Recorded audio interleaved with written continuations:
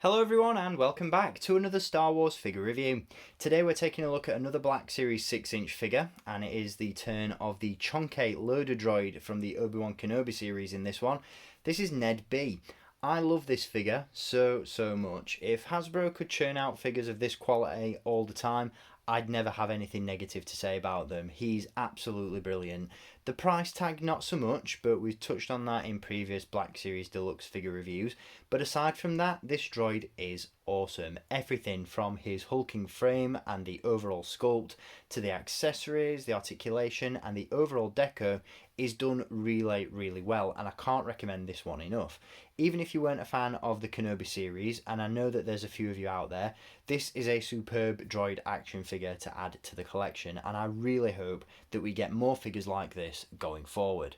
Now, before we jump into the figure itself, we are of course going to take a look at the packaging that he comes in, but as always, if you want to add this figure to your own collection, be sure to hit the link in the video description. He is currently in stock and available to buy at staractionfigures.co.uk, and like I said, I really do recommend this one, especially if you're a fan of droids. So let's jump into the review and take a look at the packaging. So here we have the box that NED-B comes in, and as you can see right off the bat, this is an example of the new plastic-free packaging. I don't love it, I don't hate it. From a mint in box collector standpoint, I can understand why this might be frustrating. For me personally, I don't keep my Black Series 6-inch figures in the boxes, at least for the most part, so this is absolutely fine with me. What I don't like about it, however, is the fact that it does diminish my brick and mortar purchasing habits a little bit, because I like to examine my figures before I buy them to make sure I'm getting the best possible quality in terms of paint applications. This doesn't allow you to do that, but on the flip side, I'm also used to purchasing my figures online, so I don't get that experience anyway. So it comes with its pros and cons, you know, I'm all for saving the planet and all that sort of thing, but I do understand the frustration on some people's part. But for me, it's fine, it is what it is, it's not going to stop me collecting Star Wars figures. Now, you will notice a few changes with regards to this packaging, so we'll run down those before we jump into the figure. As you can see on the front, gone is the plastic window where the figure would sit, and instead we get this rather nice and glossy image of the figure itself. It's obviously an artistic interpretation with really nice lighting and all that sort of stuff, so you've obviously got that disclaimer of final product may vary, all that sort of thing, but this is really nice. It's quite an artistic style, I really do like it. And like I said, I do like the gloss finish on that image. That helps it to stand out on store shelves. As you can see, this one is part of the Obi-Wan Kenobi series, so you've got that blue trim around the edge of the box that blends into the image on the spine, and you've got this really cool artist interpretation of NED-B himself. On the reverse side of the box, gone is that duplicated image of the character, and instead we have an image again of the figure, which is fine. It helps you to see what you're getting inside the box, even though you can't actually see what's inside the box. At the side you've got a brief description, not of the character but of the Obi-Wan Kenobi series instead, which is unfortunate if you want to know more about him before picking him up. And then on the other side you've got another image of the figure and the accessories that are included, and a breakdown of the overall size, which I think is quite a nice touch. I think that's really cool. And then of course you've got the call out there for the plastic free packaging, and on the front as well. So pretty standard stuff in terms of packaging. It still keeps in the theme of that Black Series packaging with the nice image down the spine, but like I said, you can take this packaging or leave it. I understand if you're not a fan. So without further ado, let's jump into the video and take a look at the figure itself. So here we have NED-B free of his now cardboard prison, and he looks really cool. I want to touch upon his deco first, as there are a couple of tidbits of information to point out with this one. You'll notice that NED-B has Aurebesh printed on his chest and on the reverse side of the figure. Now, what's interesting about that is the fact that the inscription on the front reads NED-W, and the writing on his back reads NED-1. Now, that's never really touched on in the Obi-Wan Kenobi series. It's never been addressed in the show, but I do wonder that since NED-B helps Tala Jurith and the Hidden Path, whether NED-W and NED-1 pertain to his previous programming and NED-B simply became his name under Tala. Spoiler alert, he's dead now, so I don't suppose it really matters, as we're unlikely to see him again. But it is just an interesting little bit of information that I thought I'd point out in the review. Now, in terms of the rest of the deco, he's really nicely weathered. He's got battle damage and carbon scoring littered throughout his plating, and the colours really pop. I love the yellow with the blue accents. Ned really has great shelf presence, not just because of his size, but his colour palette as well. Like I said, the weathering really stands out on this one and looks really nice. It's got sort of a metallic finish if you catch it in certain lights, as you can see, which really helps add to the realism of the overall figure. I really like that. The weathering is such a nice touch. A dirty wash wouldn't have gone amiss, just to grubby him up a little bit more, but in terms of the weathering that has been applied, it's done really well. As you can see, that weathering does apply to the rest of the figure, especially on the head. You've got a lot of weathering, battle damage around there, which looks really cool. That continues down onto the legs as well.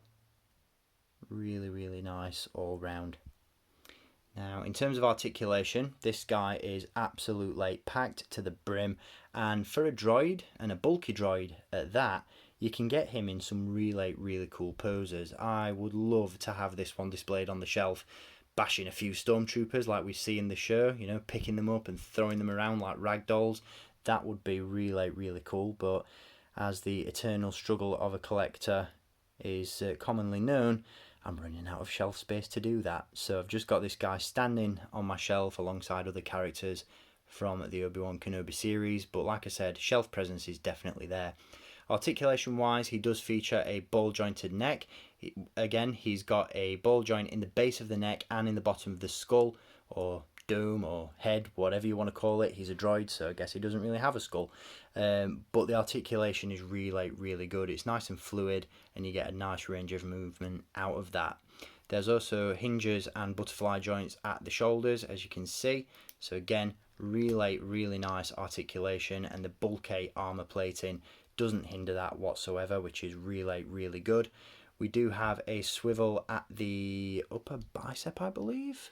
No, there's no bicep swivel on this one, but what there is a swivel at the upper elbow, as well as a hinge in itself. And as you can see, you've got those clear discs in the elbow, similar to K2SO from Rogue One, that help to sort of make those hinges look translucent and make them look more robotic, which is really cool. There's also a swivel at the top of the forearm, as you can see, and we also have a ball hinge at the wrist. There's a nice fluid ball joint at the torso as well. A little bit stiff and a little bit tricky to get into specific poses, but with a little bit of manipulation, that's possible.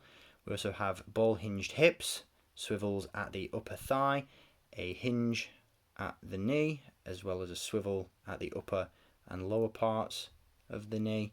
And we also have a hinge and rocker at the ankle. So like I said, packed with articulation, and that really goes a long way to help pose this figure on the shelf.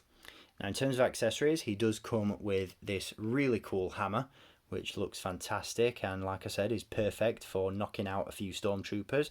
It's got a really nice sculpt on it. There's some dints and dings in the hammer itself, as you can see, and then really nice detail in the rest of the weapon. He holds that really well. And he also comes with an E5 battle droid blaster as well, which he doesn't hold so well, which is a little bit of a shame. It is very tricky to get him to hold the blaster in a natural pose. His fingers, as you can see, like the rest of him, are very chunky indeed, and he does have a little bit of difficulty holding that. But again, it's one of those, once you get it in the right position, just leave it that way and it'll look fine. But yeah, really cool detail on those hands, as you can see. And the blaster looks very cool as well. He also features a removable backpack, as you can see. You've got that Aurebesh scripture there on the back once again. And you've also got these really cool details on the backpack itself. Like I said, that can be removed, and these hoses can be unplugged as well, so the entire thing can come off, but it holds in place nice and tightly. You know, there's no risk of that falling out. And again, it does look really cool. An interesting little bit of information I found out about this character when I was reading up on him online is that he was non-verbal in the Obi-Wan Kenobi series. We didn't hear him speak, but the noises he did make were made by a bread maker, which I think is really, really cool. Considering his frame and his bulkiness, he's basically a walking, talking bread maker anyway. Or not talking as such, because as I said, he's non-verbal. But very, very cool. I love that. And the Star Wars sound team never fail to impress. Again, really, really nice looking figure, really cool character in the show. Didn't get a whole lot of screen time, but the appearances that he did make were definitely memorable. One thing I just want to touch on before we wrap this review up is just the level of detail that have gone into the cybernetic parts on this one. As you can see, you've got all these pistons, hinges, buttons and panels. And he just looks really, really cool. Like I said, I really hope that Hasbro put out more droid figures of this quality, because this is a great one to add to the collection, and I'm really thrilled to have this one. Definitely recommend him. So there he is, NED-B. What a beast. Look at him. Absolutely huge figure. According to the packaging, he comes in at 6.6 inches, so just over the normal size of a Black Series figure.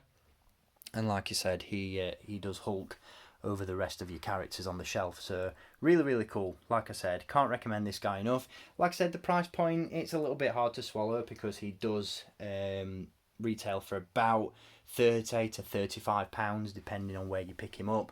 It's hard to see the value there when you're just getting a figure and 2 accessories, but you can appreciate it a little bit more when the figure is a little bit bigger. I think for me, a harder pill to swallow is standard retail price for a Black Series figure for a character such as Wicket, who is considerably smaller but still commands the same price as a normal sized Black Series 6-inch figure. That just seems off to me. But this one I can deal with.